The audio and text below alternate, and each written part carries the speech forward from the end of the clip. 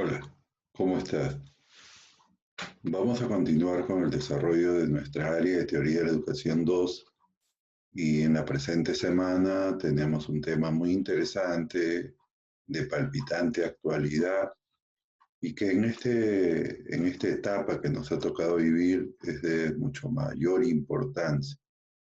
Tiene que ver con el servicio educativo que se le brinda a un grupo de personas que llegaron al mundo en desventaja a las personas normales y son aquellas que se le llaman, que se dice que tienen necesidades educativas especiales. ¿A qué nos estaremos refiriendo con esto? ¿De qué tratará la clase de la presente semana?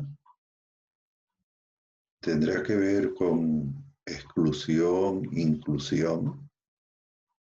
Ah, mira, sí, tiene que ver con inclusión. Es decir, considerar a todas las personas para que reciban un servicio educativo como debe ser, de calidad.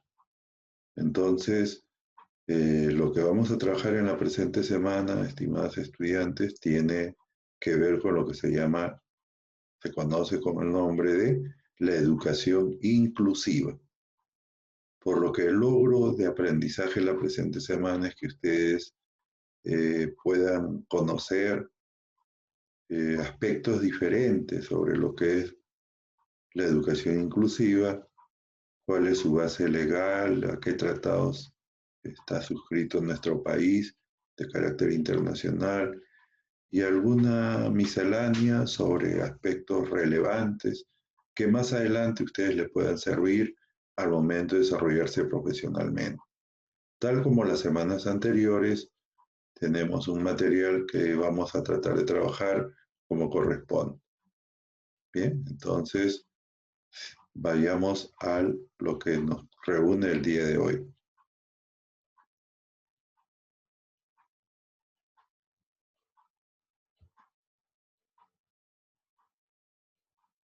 Entonces, tal como les había adelantado, en esta semana 14 de trabajo de Teoría de la Educación 2, vamos a trabajar lo que es la educación inclusiva.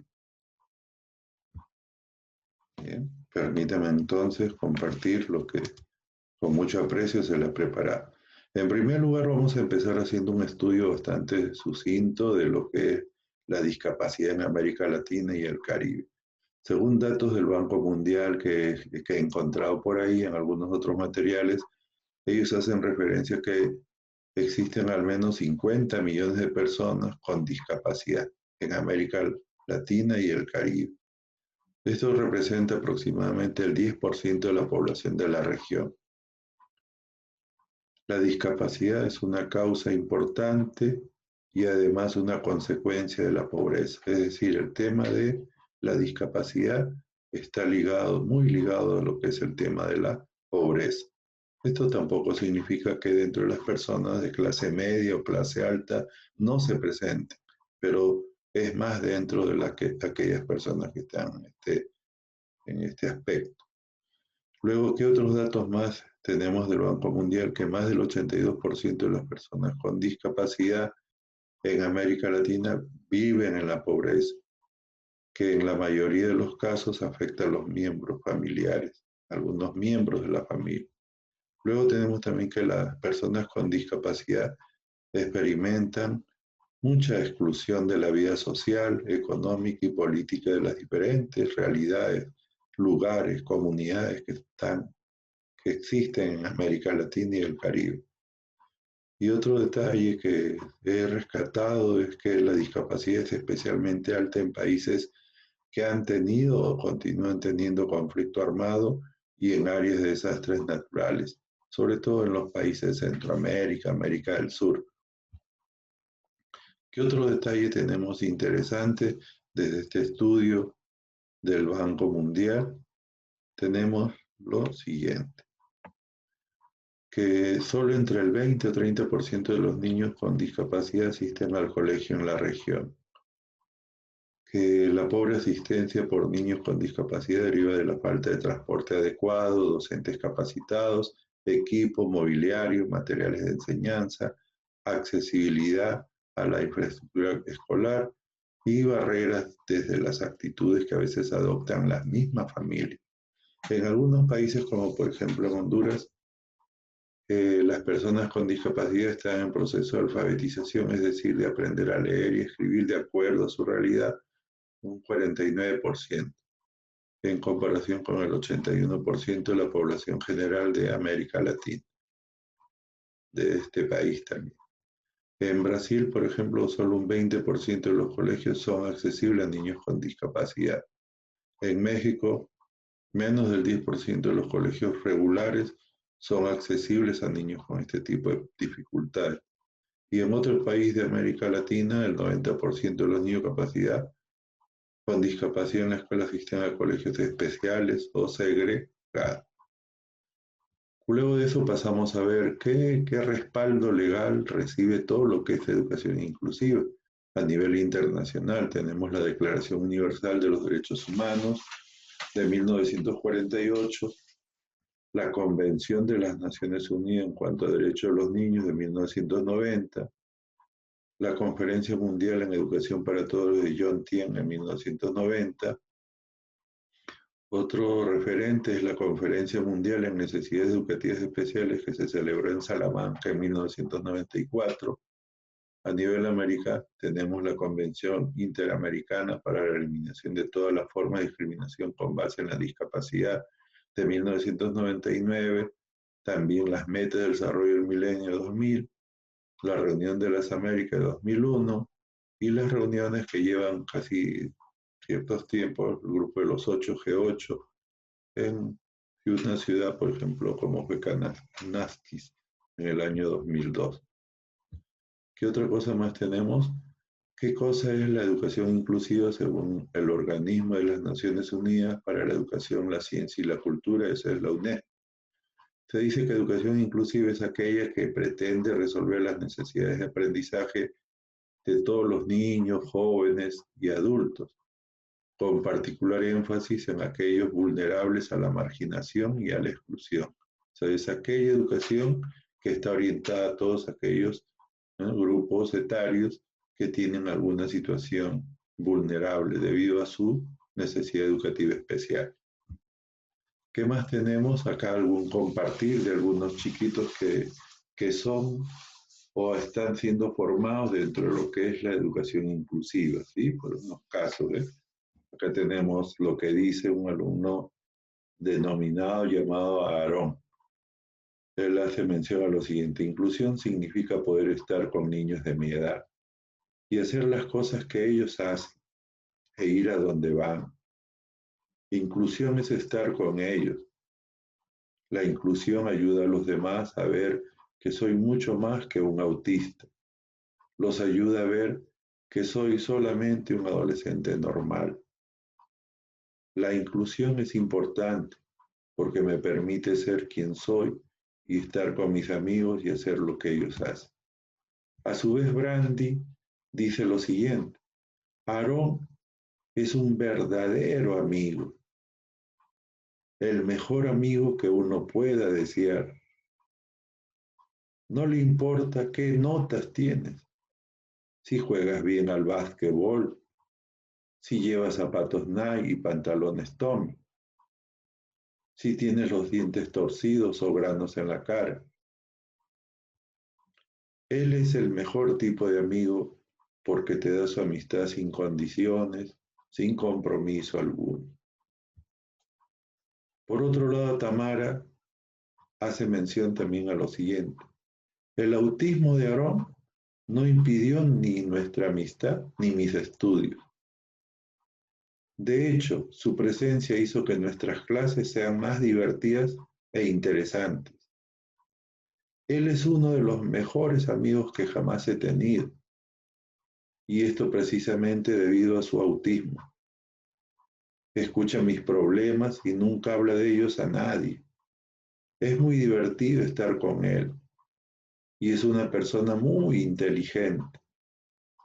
Estoy convencida de que mis demás compañeros de clase que le conocen a Aarón estarán de acuerdo que es muy listo y muy buen amigo. considero que sería bien si hubiera más personas como Aarón. Miren ustedes qué nivel de sinceridad tienen las personas que están dentro de este rubro de personas con necesidades educativas especiales. Bueno, ¿qué otras cosas más tenemos en cuanto a lo que debe ser educación inclusiva? Hay detalles que siempre se deben tomar en cuenta. Si en alguna oportunidad le tocará a ustedes vivir, trabajar con niños en sus aulas, en sus secciones que tengan a cargo. En primer lugar, la aceptación incondicional de todos los niños en clases regulares y en la vida del colegio. Que los niños también deban recibir el soporte que necesitan para ser incluidos, incluidos exitosamente en los colegios del vecindario y en clases regulares. Un compromiso de mirar a los niños por lo que son y no por lo que no pueden hacer es elemental.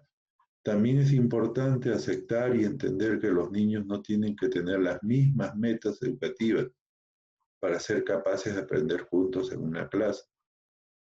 Por otro lado, también debemos tomar en cuenta que cuando las escuelas son inclusivas, son una herramienta importante en la construcción de una sociedad que tiene esa naturaleza y también democrática.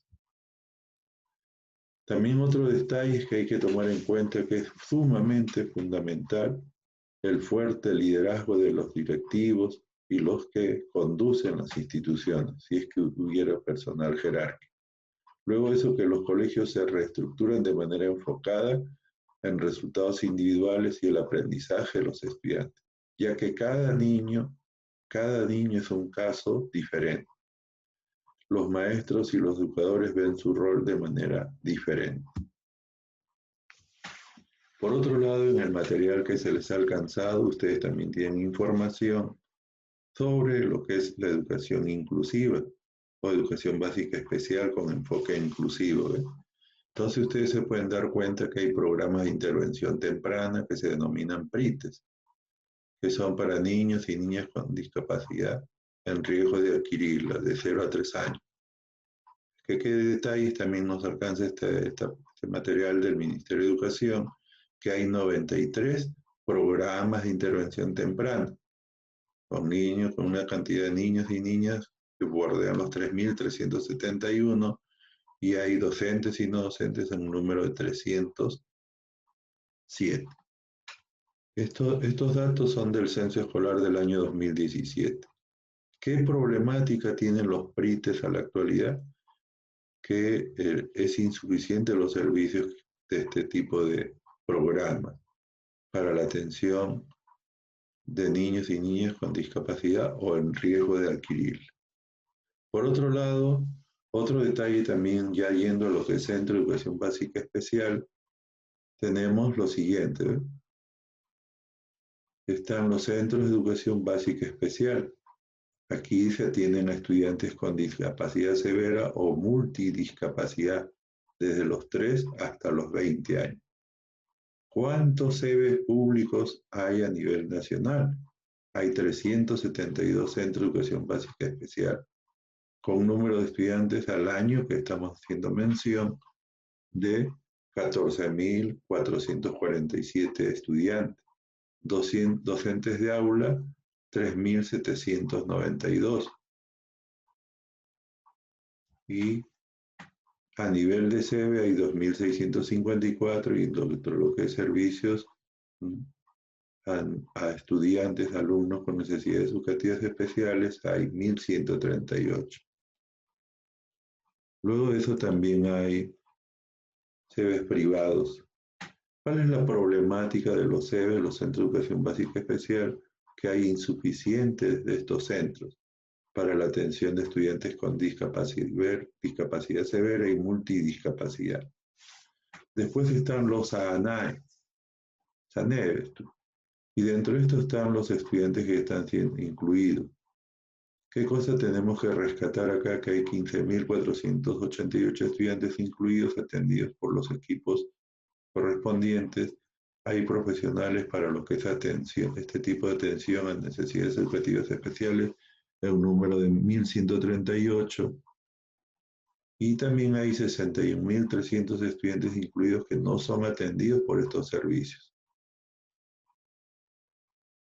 ¿Qué problemática tienen? Hay insuficientes profesionales para este servicio, para la extensión de estudiantes incluidos. Luego de eso, también otros datos interesantes es que existe el Centro Nacional de Recursos de Educación Básica Especial, que se denomina CENAREBE, que hay uno a nivel nacional, y a su vez, a nivel de cada región hay los llamados CREBES. ¿Qué cosa es un CREBES? Un Centro de Recursos Regionales para Educación Básica Especial. En total, a nivel nacional hay 25. En el país, de acuerdo a estudios que se han realizado, hay personas, en total de personas con discapacidad de 0 a 29 años de 120.298. Luego, ¿qué avances podemos rescatar desde lo que es el Ministerio de Educación? Que hay una normativa y legislación de carácter general y específica que se ha denominado a una década de estos últimos, en el presente siglo, se le denominó la década de la educación inclusiva. Esto sucedió entre 2002 al 2012, que existe un plan piloto de matrícula más soporte especializado, más fortalecimiento de la gestión, más el trabajo con comunidad, que también se están llevando a cabo concursos, experiencias exitosas de educación inclusiva a nivel nacional. Hay formación, capacitación, redes educativas virtuales a docentes y especialistas de educación especial. Hay mesas de diálogo y acción conjunta con la sociedad civil. Se han implementado becas y pasantías nacionales e internacionales para los docentes. Y hay en la actualidad un involucramiento de la educación básica regular y la educación técnico productiva. Hay una serie de proyectos que se están tratando de implementar en diferentes lugares del país, pero todavía no se le da el impulso que corresponde, porque sigue habiendo una problemática aquí en ese sentido. Hay mucha falta de apoyo en lo que es asignación de presupuesto, es decir, hay restricción presupuestal, o a veces está el dinero, pero la parte operativa se queda. Los criterios establecidos para la priorización de proyectos, ¿no?, dificultan la inclusión de proyectos de la modalidad de educación básica especial. Y también debido a que no hay inversión pública de la manera acelerada que se requiere, hay un estado crítico de la infraestructura de los servicios de la modalidad de educación básica especial a nivel nacional, y estos requieren intervención urgente. Lo que tienen ustedes acá son unos mapas muy interesantes sobre la distribución geográfica de la población de 0 a 29 años con alguna discapacidad. ¿Ves? Aquí están todas las regiones. Y luego de eso tenemos el porcentaje de personas con discapacidad. Tenemos, por ejemplo, acá en cuanto a hija, tenemos 7.869 personas con alguna discapacidad. Y los demás, las demás regiones del país.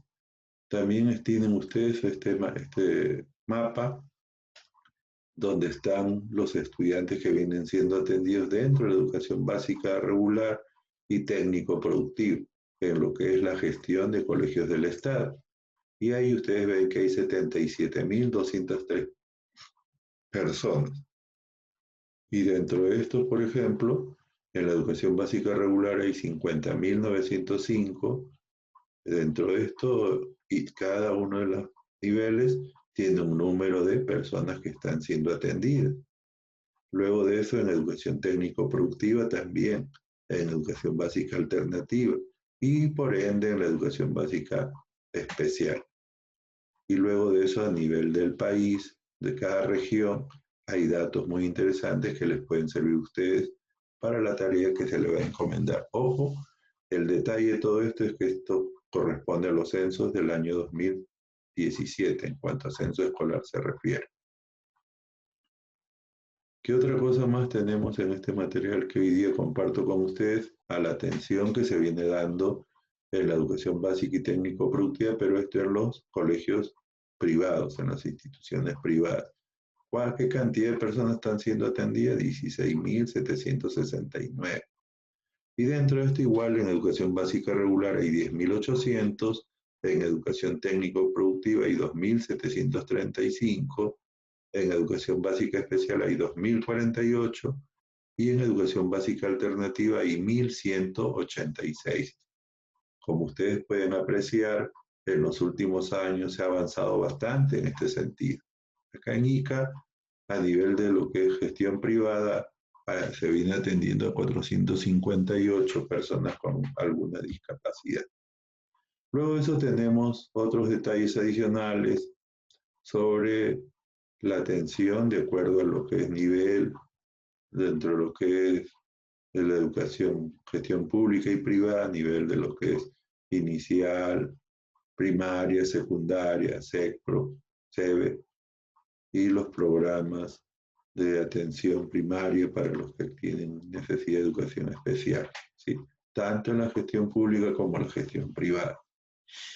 Luego de eso que hemos visto todo lo que se ha compartido, existen aún desafíos dentro de lo que es educación inclusiva en el país, como por ejemplo la capacitación y promoción para la inserción laboral. En algo se ha avanzado, pero todavía falta mucho por hacer. Ahora es común a veces ver en algunas entidades privadas, sobre todo algunas personas con discapacidad, que se les permite trabajar de acuerdo a sus posibilidades. Luego de eso, ¿qué otros desafíos hay con mayor compromiso de todo el sector de educación?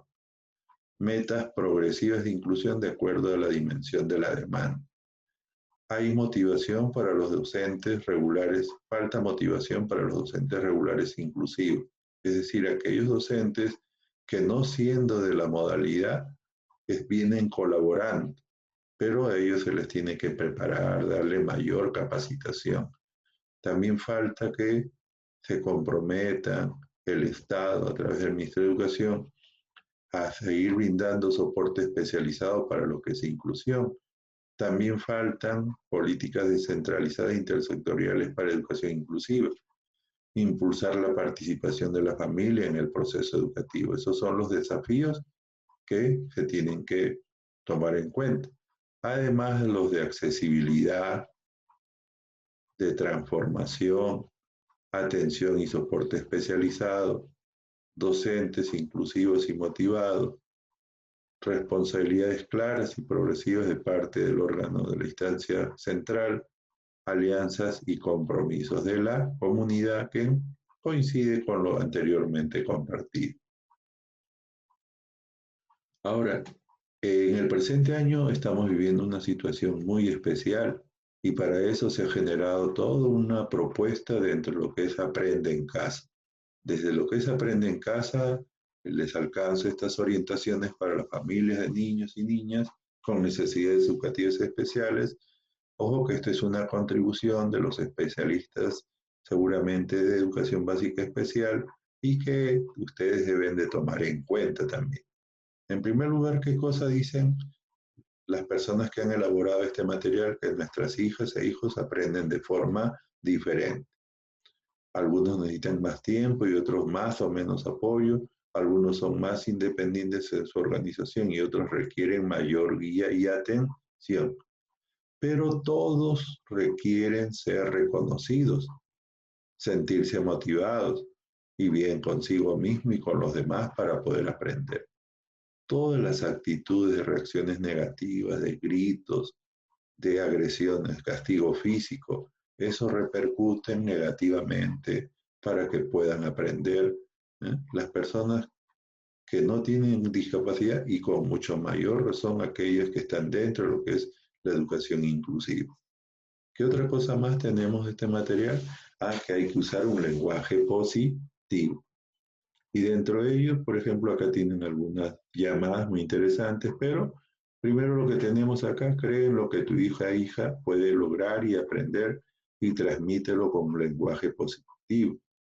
Si cometen errores, debe recordar siempre que los errores son oportunidades para aprender y los éxitos son resultados del esfuerzo. Por lo tanto, no uses un lenguaje que pueda hacerlo sentir mal cuando se equivoque. Emplea frases como tú puedes, inténtalo una vez más, buen intento, entre otros. además de la que ustedes pueden apreciar en la presentación que se comparte. ¿Qué otra cosa más? Cuando tenga algún error, alguna equivocación, alguna frustración, si se frustra y no quiere continuar, dale una pausa y aliéntale brindándole tu comprensión y apoyo, diciéndole, algunas tareas toman más tiempo, has avanzado bien, descansa unos minutos.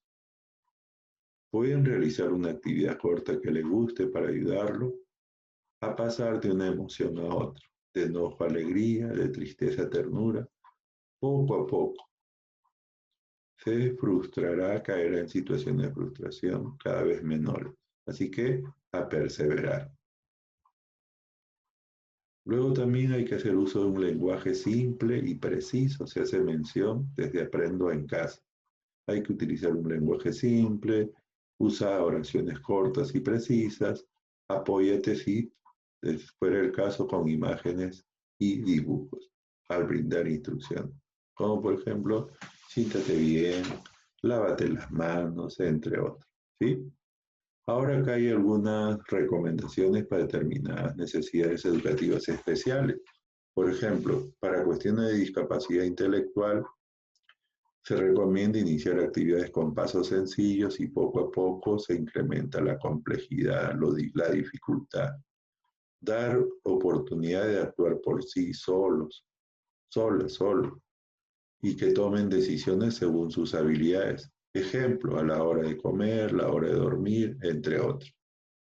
Enseñémosle habilidades comunicativas y sociales en diferentes momentos del día. Por ejemplo, buenos días, gracias, por favor. ¿Qué otras cosas más? Hagamos juegos y ejercicio físico.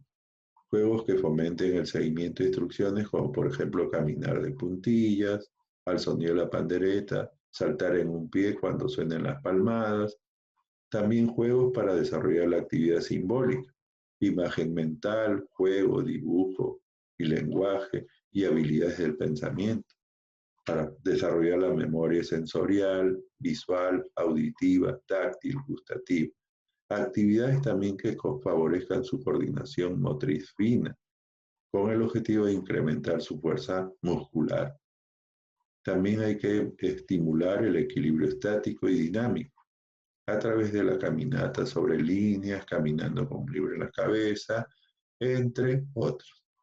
Bien, ¿qué más tenemos acá? Para aquellos que tienen trastorno del espectro autista, o sea, son autistas, hay que ayudar a favorecer la comprensión de las actividades escolares o de la vida diaria.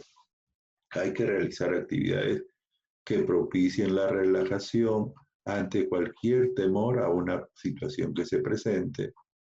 Hay que averiguar qué quieren saber, qué les preocupa y darle la información necesaria. Eso ayudará para que no estén ansiosos y va a ir interiorizando todo lo que le vayamos dando.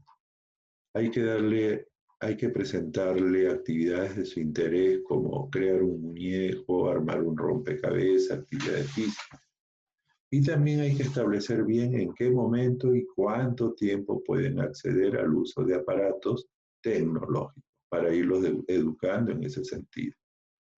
Luego, para aquellos que tienen ceguera, ¿qué debe hacer la familia?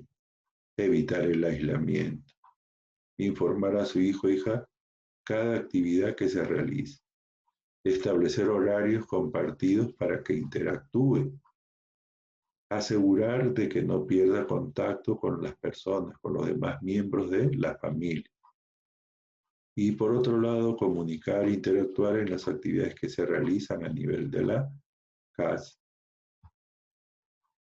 ¿Qué más en este sentido para lo que es sordo-ceguera?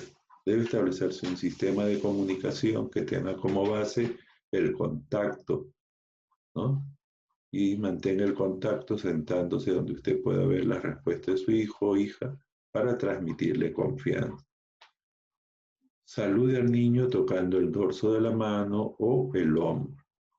Preséntese usted diciendo su nombre e identificándose táctilmente, es decir, usando el tacto. Haga una pausa y espere por la reacción del niño o su respuesta. Aliéntelo, motívelo a explorar el ambiente táctilmente para explorar diversos objetos. Eso sí, que no vayan a ser dañinos para ellos. Involúcrese en conversatorios táctiles sobre objetos, tocándolos junto con el niño. Y practique la escritura braille transcribiendo pequeños textos para que pueda leerlos e informarse. Todo lo que hemos dicho es para personas con sordo-ceguera. Con discapacidad visual, estimule los sentidos de su hijo e hija en las diferentes rutinas del día. Realice pequeños masajes con una crema corporal para que tome conciencia de su cuerpo. Mencione el nombre de los objetos que se encuentran a su alrededor y para qué funcionan mientras los manipula. Antes de empezar a comer, pidámosle con cariño que huelan los alimentos y describan su sabor, su temperatura. Acompáñelos a actividades musicales. Use elementos de relieve y algunos detalles en las imágenes para la descripción detallada. Luego de eso tenemos nosotros otros detalles como menciona el nombre de los objetos que se encuentran a su alrededor y para qué funcionan mientras los manipulan. Podemos darle información adicional, videos con audio para que los puedan escuchar. Que siempre inicien todo con la exploración y vayan describiendo lo que reconocen.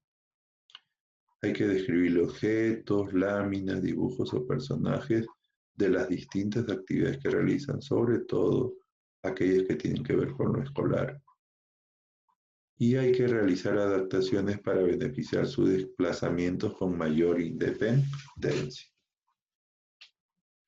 Para aquellos que tienen discapacidad física o movilidad reducida, es recomendable reorganizar y ampliar los espacios en el hogar. La comunicación debe ser expresiva y comprensiva mediante actividades que aumenten su intención. Y lo más importante es que las personas que participan de alguna manera, si no pueden hacerlo a través de su desplazamiento corporal autónomo, se busquen otras opciones. Luego de eso también es necesario que se verifique el estado de los ambientes, el acceso para su aseo y espacios de uso frecuente, su comunicación expresiva y comprensiva, actividades que los motiven a cantar, memorizar y repetir frases cortas, promover diferentes formas de participación para ellos de acuerdo a su discapacidad o situación de movilidad reducida.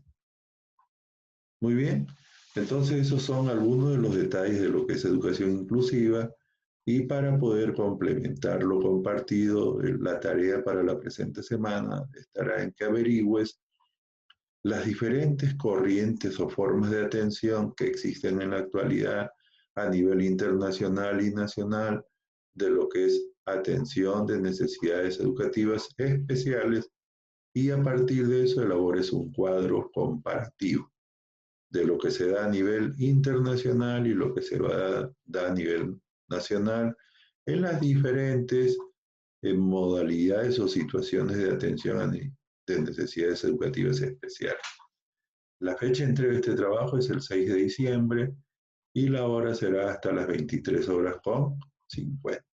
Bien, para terminar esta clase, un pensamiento para reflexionar que dice lo siguiente: no es la discapacidad, es la capacidad de enseñar y aprender. Si me enseñas, yo puedo.